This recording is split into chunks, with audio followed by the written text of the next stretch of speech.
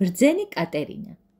პატივცემულო სინიორებო, მინდა გიამბოთ ერთი მდიდარი ვაჭრისა და მისი ქალის ამბავი. ის ვაჭარი ოდესღაც პალერმოში ცხოვრობდა და თურმე ისეთი გოგო ჰყავდა, ძუძუს მოსწყვიტეს თუ არა, იმ დღიდან უკვე საზრიანად და გონივრულად მსჯელობდა ყველაფერზე, რასაც კი ხედავდა და ესმოდა.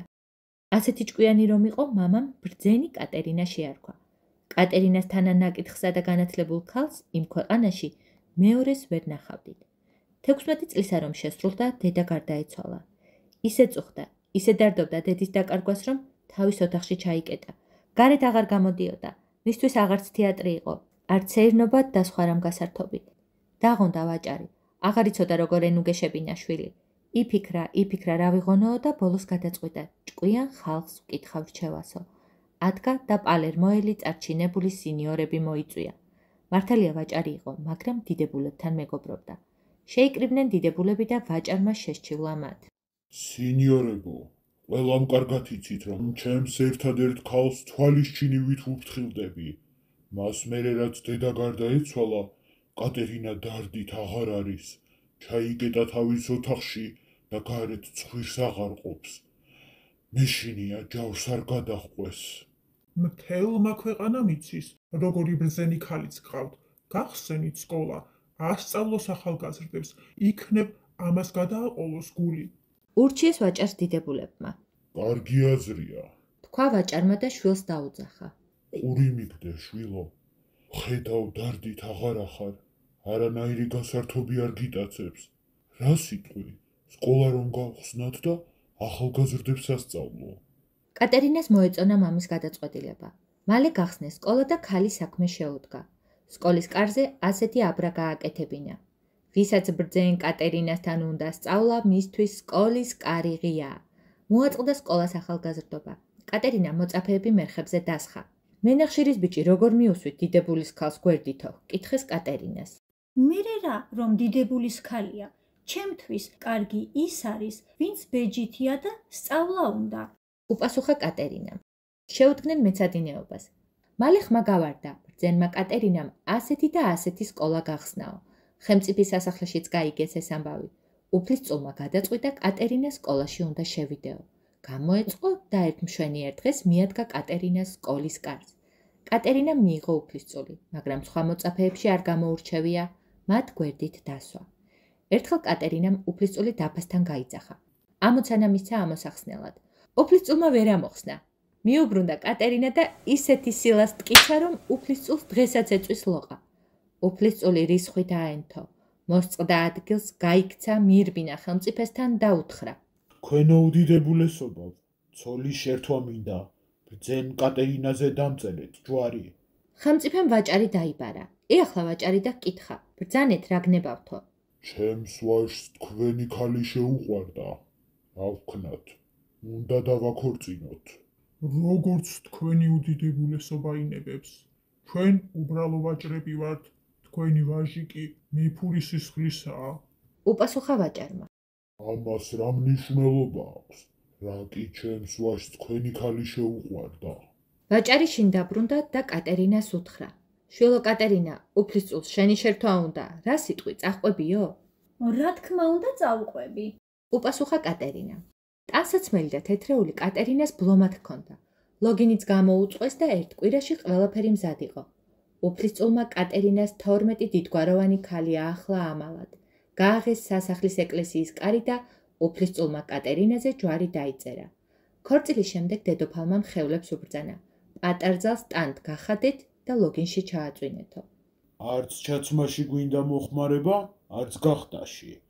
ნურს გუშაგებს დაგვიყენებთ საწოლი ოთახის კართან. უთხრა უფლისწულმა დედოფალს.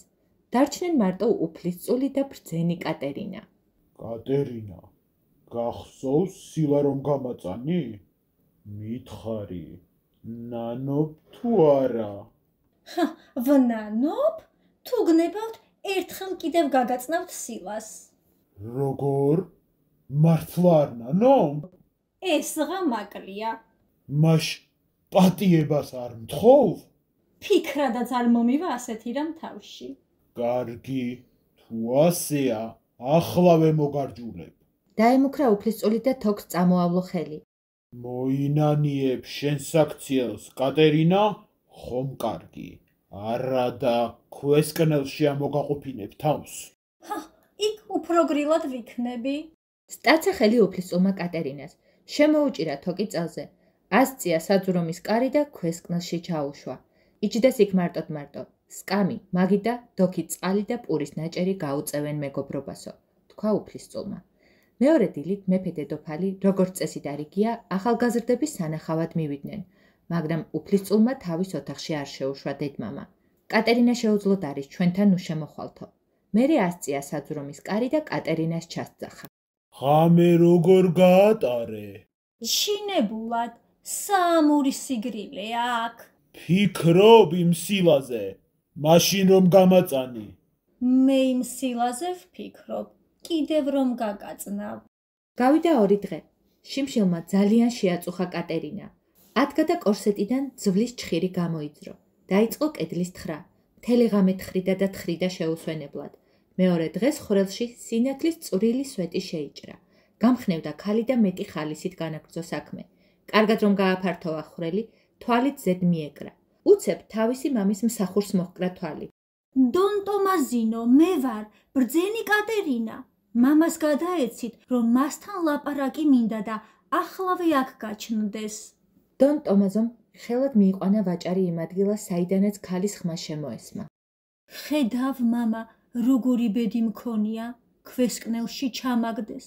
ჩვენი სახლის სარდაფიდან აქამდე საჩქაროდ გამოაყვანინეთ მიწისქვეშა გზა. ყოველოც ნაბიჯზე სამაგრები გააკეთებინეთ და ლამპარი ჩამოაკიდებინეთ. მერე მე ვიცი, რასაც ვიზამ. დატრიალდა ვაჭარი, მაგრამ ვიდრე თავისი სარდაფიდან ქალის დილეგამდე მიწისქვეშა გზას გაიყვანდა, შვილ საჭმელს იმ პატარა ხვრელიდან აწვდი და კატერინამ რომ გამოთხარა ძვლის ჩხირით. ბრძენ კატერინას არაფერი არ აკლდა. ქათმის ხორციც ჰქონდა და ნამცხვარიც. უფლისწული დღეში 3-ჯერ ახდიდა საძვრომის კარს, ჩაიხედავდა და ეკითხებოდა კატერინას. ნანობ თუ არა, კატერინა, სილა რომ გამაწანი. სინანული რასათქმელია. გიჯობთ იმ სილაზე იფიქროთ, კიდევ რომ გაგაწნით. ხელოსნები მუშაობდნენ, გაჰყავდათ მიწისქვეშა გზა, აკეთებდნენ სამაგრებს და ყოველოც ნაბიჯზე ლამპარს კიდებდნენ. მალე მოათავეს გზის გაყვანა. დაელაპარაკებოდა თუ არა უფლისწული კატერინა მაშინვე მიწისქვეშა გზით შინ მიდიოდა. ასე გაიარა რამდენიმე დღე. უფლისწულს მოჰბეზრდა ეს ამბავი. ასწია ერთხელ საძვრომის კარი და კატერინას ჩასძახა. კატერინა, ნეაპოლში მივდივარ. ხომ არაფერი გაქვს ჩემთვის სათქმელი? წარმატებას გისურვებთ, მხიარულ დროსტარებას. უკან დაბრუნებას რომ დააპირებთ, უსათუოდ წერილი გამომიგზავნეთ. მაშასე, მივდივარ, კატერინა. კიდევ აქ ხართ? რაღაც უყურებთ, რატომ არ მიდიხართ? დახურა თუ არა უფლისწულმა საძვრომის კარი, კატერინა ქარივით გაფრინდა მამასთან. მამა, შენს მეტი ვერავინ მიშველის. სასწრაფოდ აიყვანეთ მსახურები, მოახლე ქალები, დატვირთეთ გემი ავეჯით, ძვირფასი ტანსაცმლით, ჩასხით მსახურები, გაემგზავრეთ ნეაპოლში, ხელმწიფის სასახლის წინ დაიქირავეთ სახლი და ჩემს ჩამოსვლას დაელოდეთ. ვიდრე გაემგზავრებით, ჩემთვის ერთი სწრაფმავალი გემი ააგებინეთ. ვაჭარმა ხელად ააგებინა სწრაფმავალი გემი. უფლისწულისთვის კი დიდ სამხედრო ფრეგატს ამზადებდნენ. მალე უფლისწული იმ ფრეგატით გაემგზავრა ნეაპოლში. კატერინამ თავისი სახლის აივნიდან დაინახა, როგორ დაიძრა უფლისწულის ფრეგატი ნეაპოლისკენ. მაშინვე ჩაჯდა თავის სწრაფმავალ გემში და უფლისწულს ჩაასწრო ნეაპოლში. ყველას კარგად მოიხსენება, რომ პატარა გემი დიდ გემზე სწრაფმავალია. კატერინას მამას უკვე დაექირავებინა სასახლის წინ ხალხი. გამოეწყობოდა კატერინა ყოველდღე ძვირფას კაბაში და აივანზე გამოდიოდა. ღმერთო ჩემო, როგორ ჰგავს ეს ქალი ბრძენ კატერინას? წამოიძახა უფლისწულმა, როცა აივანზე თვალი მოკრა ქალს. თვალი მოკრა და მაშინვე შეუყვარდა. ბევრი არ უფიქრია, ხელად მიუგზავნა მოციქული. უფლისწულს სადარბაზოდ უნდა თქვენთან მოსვლა. მოახსენა მოციქულმა კატერინას. საწინააღმდეგო ხომ არაფერი გექნებათ? ნება მისია, როგორც უნდა ისე მოიქცეს. უპასუხა ბრძენმა კატერინამ მოციქულს. გამოეწყო უფლისწული ძვირფას სამოსში. მოიკაზმა, ეწვია კატერინას და დიდი ამბით, დიდი ცერემონიით მიესალმა. მერე დასხდნენ და საუბარი გააბეს. სინიორა, გათხოვილი ბრძანდებით? კითხა უფლისწულმა. არა, თქვენ ცოლიანი ხართ? უცოლო გახლავართ. სწორედ ამაზე მინდოდა თქვენთან ლაპარაკი. სინიორა, რომ იცოდეთ როგორ გავხართ ერთ პალერმოელ ქალს, რომელიც მე ოდესღაც მომწონდა. გამომყვებით ცოლად? ო, ამით თქვენ დიდი პატივი დამდეთ. ერთ კვირაში ჯვარი დაიწერეს. 9 თვის თავზე კატერინას ბიჭი შეეძინა. რა დავარქვათ ჩემს ბიჭს? კითხა უფლისწულმა. ნეაპოლი. უპასუხა კატერინამ. დაარქვეს ბიჭუნას ნეაპოლი. გავიდა 2 წელი. უფლისწულმა ახლა გენუაში დააპირა წასვლა. კატერინა ეუბნება ნუ წახვალთო, მაგრამ უფლისწულმა მაინც თავისი გაიტანა. გამგზავრების წინ ქმარმა ცოლს ქაღალდი დაუტოვა. ქაღალდში ეწერა, რომ ნეაპოლი უფლისწულის პირმშუა, ტახტის მემკვიდრე. წავიდა თუ არა უფლისწული, კატერინამ მამას წერილი გაუგზავნა. სასწრაფოდ დატვირთეთ გემი ავეჯით, ტანსაცმლით, აიყვანეთ მსახურები და მოახლეები, გაემგზავრეთ გენუაში, ხელმწიფის სასახლის წინ დაიქირავეთ სახლით და დამელოდეთო. ვაჭარმა სასწრაფოდ დატვირთა გემი და გენუაში გაგზავნა. ვაჭრის ქალი თავისი სწრაფმავალით უფლისწულზე ადრე ჩავიდა გენუაში და დიდებულ სახლში დაბინავდა. დაინახა უფლისწულმა მდიდრულად გამოწყობილი ძვირფასი სამკაულებით მორთული მშვენიერი ახალგაზრდა ქალი და სახტად დარჩა. ღმერთო დიდებულო, როგორ გავს ეს ქალი ბრძენ კატერინას და ჩემს ნეაპოლელ ცოლსო, წამოიძახა გაოცებულმა. ხელა დაფრინა მსახური მეზობელ ქალთან. ქალმა მსახურს უთხრა სიამოვნებით მივიღებ უფლისწულსო. ეწვია უფლისწული ქალს, დასხდნენ და საუბარი გააბეს. გათხოვილი ბრძანდებით, სინიორა? კითხა უფლისწულმა ქალს. ქვრივი გახლავართ თქვენო ბრწყინვალება. უპასუხა ქალმა. თქვენ ცოლიანი ბრძანდებით? მეც ქვრივი ვარ. ერთი ვაჟი მყავს. საკვირველი ის არის, სინიორა, რომ თქვენ გაჭრილი ვაშლივით გავხართ ერთ პალერმოელ და ერთ ნეაპოლელ ქალს. ეგ რა გასაკვირია. ვინ მოთვლის, ქვეყნად რამდენია ერთმანეთის მსგავსი ადამიანი? აქამდე არ იცოდით ეს? ვიმილით უპასუხა ქალმა. ერთ კვირაში ჯვარი დაიწერეს უფლისწულმა და გენუელმა ქალბატონმა. 9 თვის თავზე მშვენიერი ბიჭი შეეძინათ. უფლისწული უბედნიერესი იყო. რა დავარქვათ ბიჭს? კითხა უფლისწულმა ცოლს. გენუა. უპასუხა ქალმა. დაარქვეს ბიჭს გენუა. გავიდა 2 წელი. უფლისწულს ისევ მოუნდა სხვაგან წასვლა. მიდი ხართ, ჩვილი ბავშვის პატრონს მარტო მტოვებთ? საბუთს დაგიტოვებთ, რომ გენუა ჩემი შვილია, ხელმწიფის ჩამომავალი. დაამშვიდა უფლისწულმა. ვიდრე უფლისწული ვენეციაში წასასვლელად ემზადებოდა, კატერინა მამას წერილი გაუგზავნა. სთხოვა დატვირთეთ გემი ოჯახისთვის საჭირო ნივთებით, ძვირფასი ტანსაცმლით, ჩასხით შიგ მსახურები და ვენეციაში, ხელმწიფის სასახლის წინ დაიქირავეთ სახლიო. ვენეციისკენ ერთდროულად გავიდა 2 ხომალდი, ერთი პალერმოდან, რომელიც კატერინას მამამ დატვირთა, მეორე კი გენუიდან, უფლისწულის სამხედრო ფრეგატი. კატერინამ ისევ გაასწრო ქმარს, ვენეციაში იმაზე ადრე ჩავიდა. მამაზეციერო. წამოიძახა უფლისწულმა მეზობელ სახლის ფანჯარაში მშვენიერ ქალს რომ მოჰკრა თვალი. როგორ გავს ეს ქალი ჩემს გენუელ ცოლს, ნეაპოლელ ცოლს და ბრძენ კატერინას? კატერინა ნეაპოლშია, სარდაფში. ნეაპოლელი ქალი ნეაპოლში, გენუელი გენუაში. ეს კი აქ არის, ვენეციაში. ოცნობ ქალს მსახური მიუგზავნა და მალე თვითონაც ეწვია. საოცარია, სინიორა, როგორ გავხართ ჩემს ნაცნობ ქალებს?